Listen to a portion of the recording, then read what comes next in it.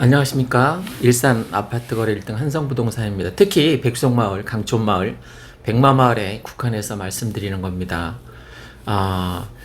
요번에도 말씀드리고 싶은 얘기가 이제 8월 이후에 시장 변화를 예측해보고, 예측이니까 틀릴 수도 있습니다.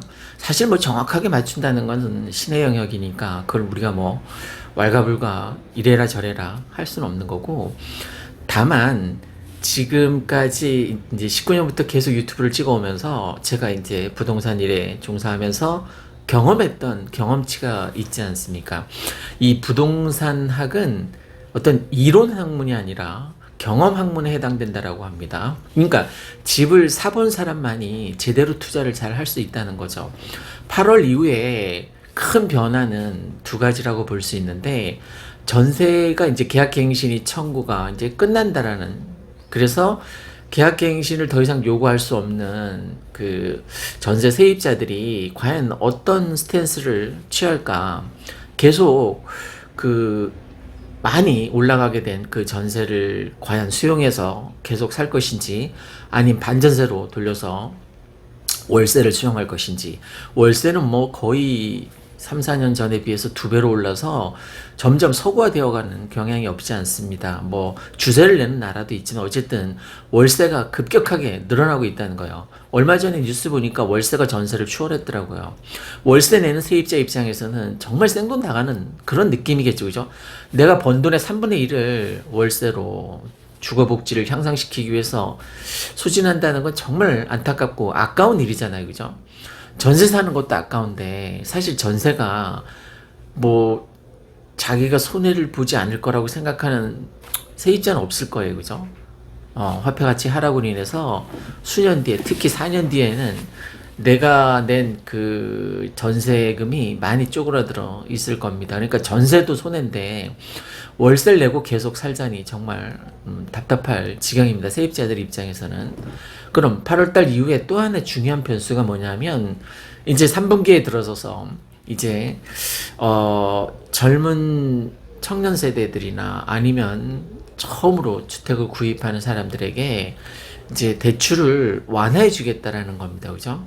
사실 아파트를 산 일이, 아파트뿐만이 아니라 빌라나 뭐 오피스텔이나 다 마찬가지지만, 내가 노가다 수입을 통해서, 노동 수입을 통해서 아파트를 사는 건 거의 불가능에 가깝습니다. 그죠? 그래서 레버리지 효과를 많이 이용하는데, 대출을 받아서 그걸 레버리지로 이용해서 이제 집을 사는 거죠. 그죠?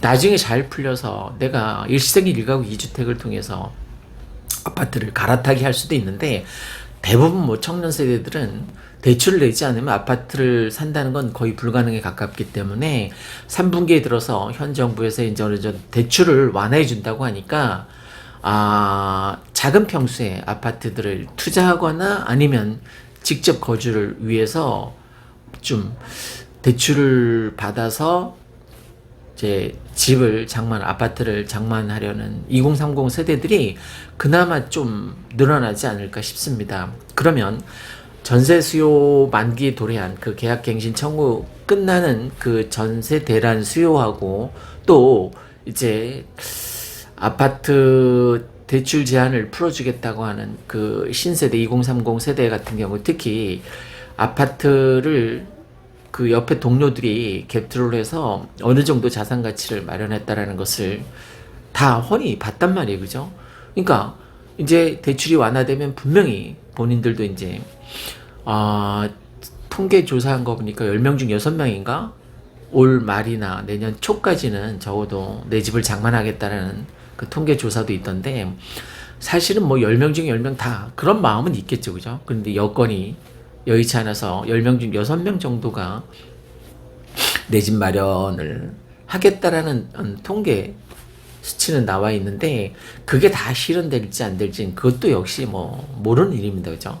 근데 내 집을 빨리 장만하고 싶은, 그리고 오피스텔이나 아니면 빌라 이쪽보다는 아파트에 대한 수요가 훨씬 더 많습니다, 그죠?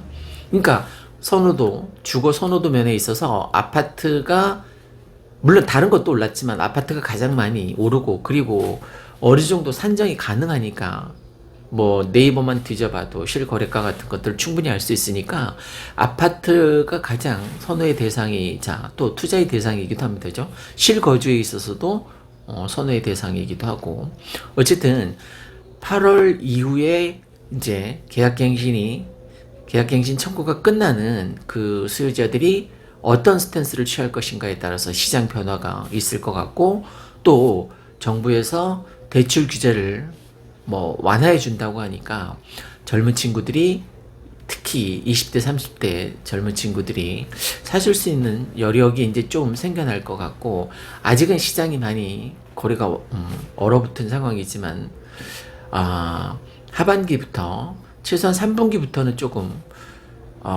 거래가 유도리 있게 진행되지 않을까 싶습니다.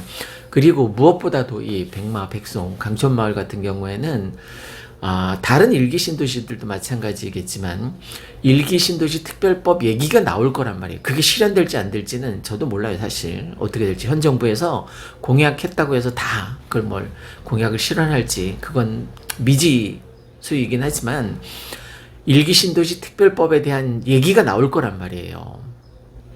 특히 재건축에 대한 어떤 소망사항 같은 것들이 막 이슈로 그리고 지자체장들이 많이 바뀌었잖아요. 이제 빨간색으로.